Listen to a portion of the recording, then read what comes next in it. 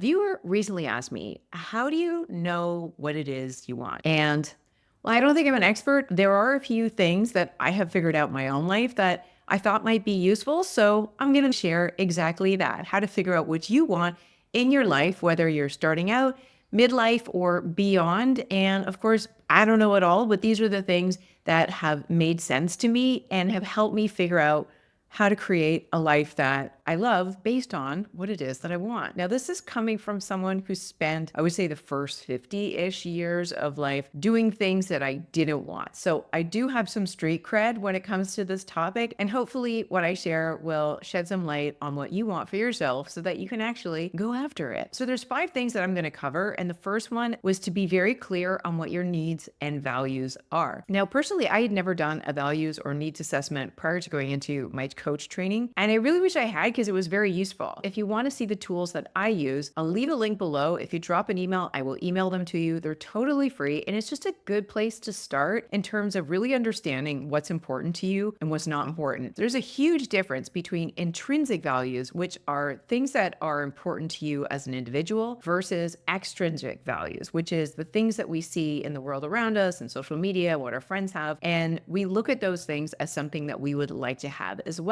Now, let me say this. If you only base your values and wants based on what you see externally and what other people have that you think might be cool, you are setting yourself up for disappointment because you will eventually attain some or all of those things, but they won't feel gratifying or important. And you may not even notice that you've achieved it because you're so focused on the next external goal or benchmark that you want to go after. But intrinsic values are the things that are truly important to you and truly bring you joy and happiness and meaning in your life. When you focus your wants on your intrinsic values, it makes going after them a lot more meaningful and it makes getting them a lot more enjoyable and satisfying. So again, I will leave a link to those assessments below. So if you're interested, I'll send them to you. The next thing I would highly recommend in terms of figuring out what it is you want is to try experiments in going without. Because here's the thing, you already have a lot of things in your life that you want, and you also have a lot of things in your life that you think you want, but you don't really use, you don't really care about. But when we think about this existential question of what it is we want, we're always thinking about the things we haven't yet attained instead of looking at all of the things we have attained and assessing whether we really want those things or not. So when you try intentionally experimenting, going without the things that you already have, it becomes evidently clear what you do really want based on the things that you truly miss versus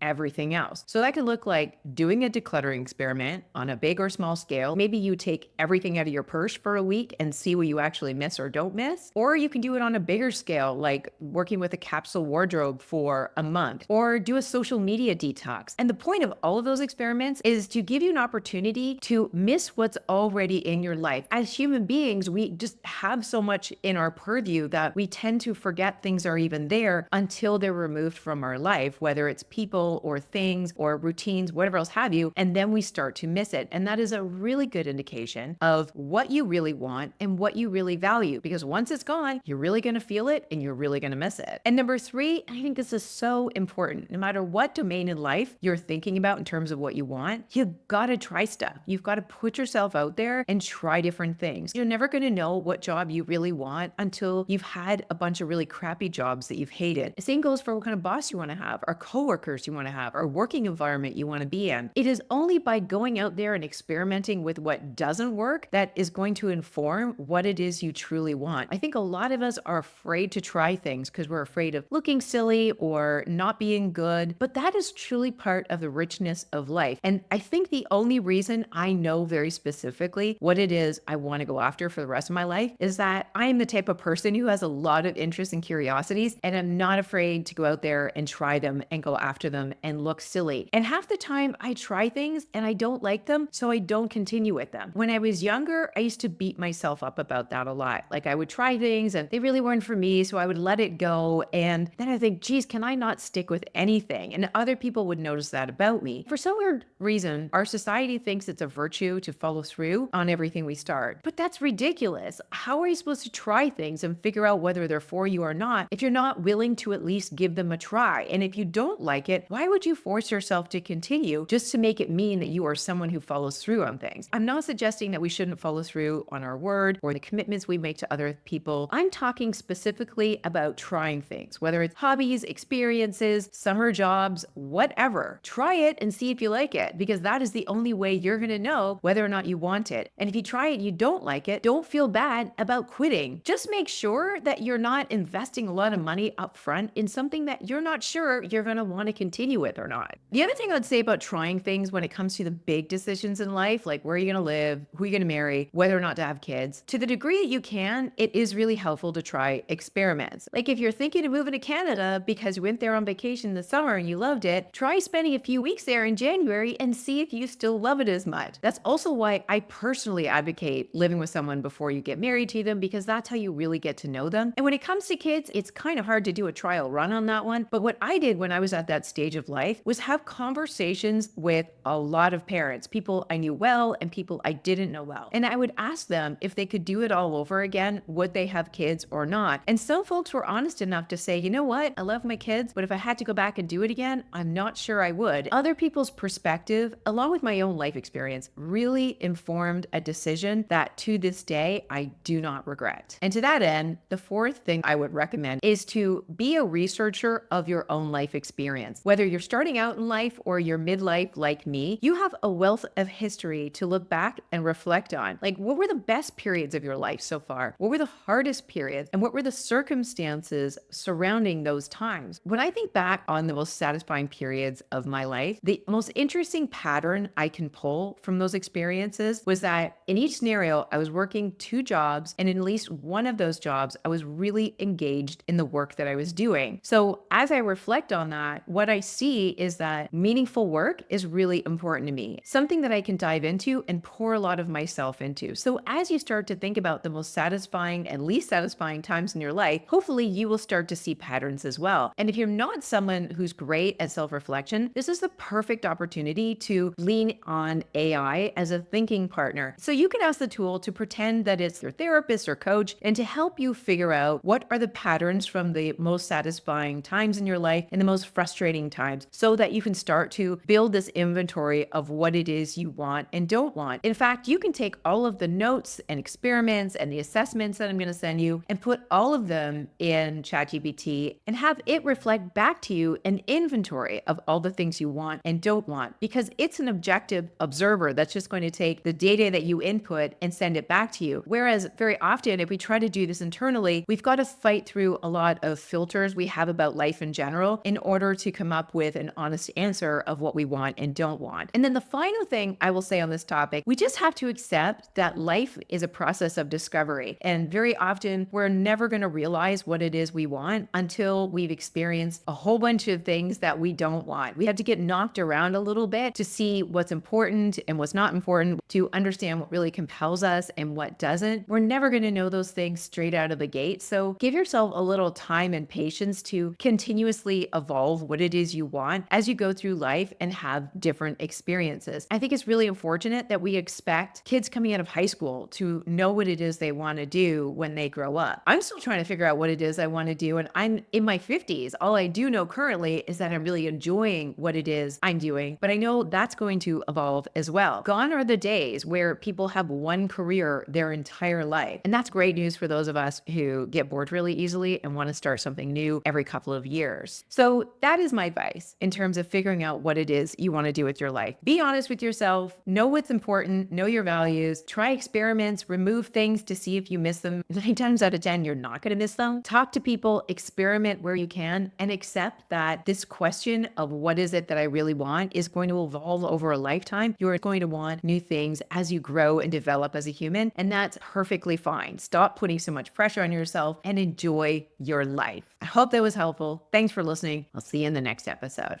Bye for now.